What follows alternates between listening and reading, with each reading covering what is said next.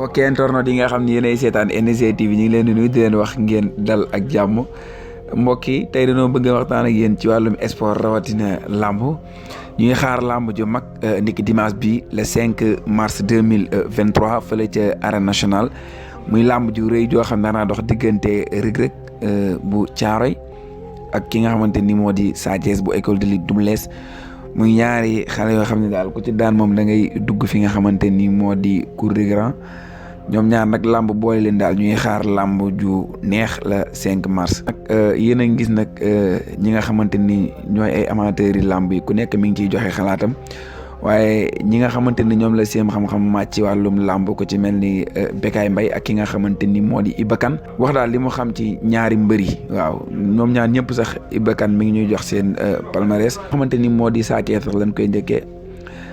Sa Thiès nag moom mi ngi am li nga xamante ni moo di 16 combats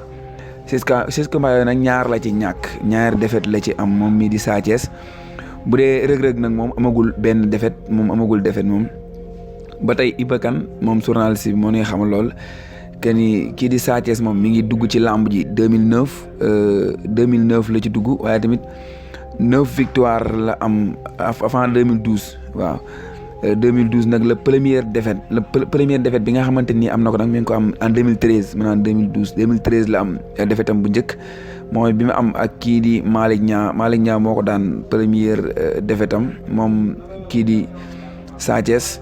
waaye 4 victoire tegale na ko nag moom Sa Thiès muy daan na Reug Reug daan Lac Rose daan Siteu tamit daan Nees waaye bi nga xamante ni demaat na bay duggaat ci cour des grands ki nga xam ni moo di Boy Niang numéro 2 moom moo ko freiné 2018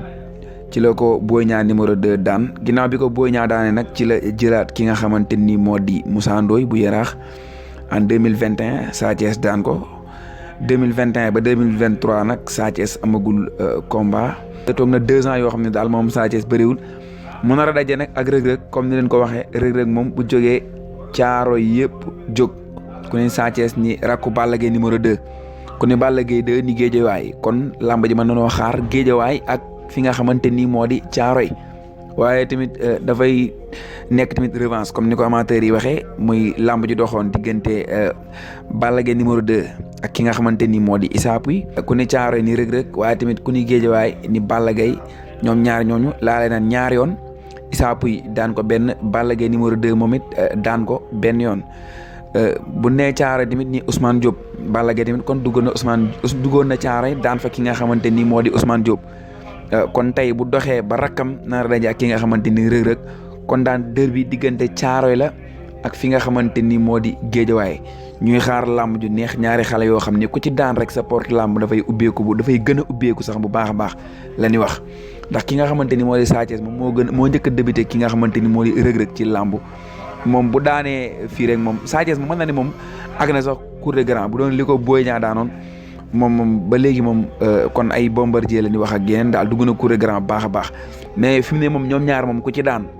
mbër ma nekk roi des arènes sax amatul droit bañ la bu naan nag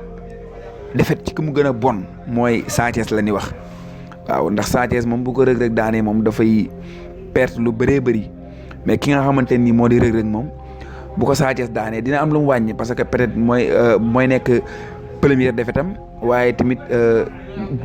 moom daal du wàcc parce que Reug Reug moom fi mu nekk nii moom combat bi moom la gën a nekk avantage am pour jàll si kaw waaw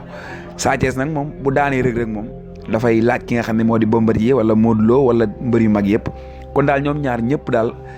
liggéey nañu ñoom ñaar ñëpp ànd nañu ak seen i mbokk kon dimanche mën nanoo xaar làmb ju neex incha allah. daal ñu bëree ko si jàmbo amateurs yi dund làmb ju neex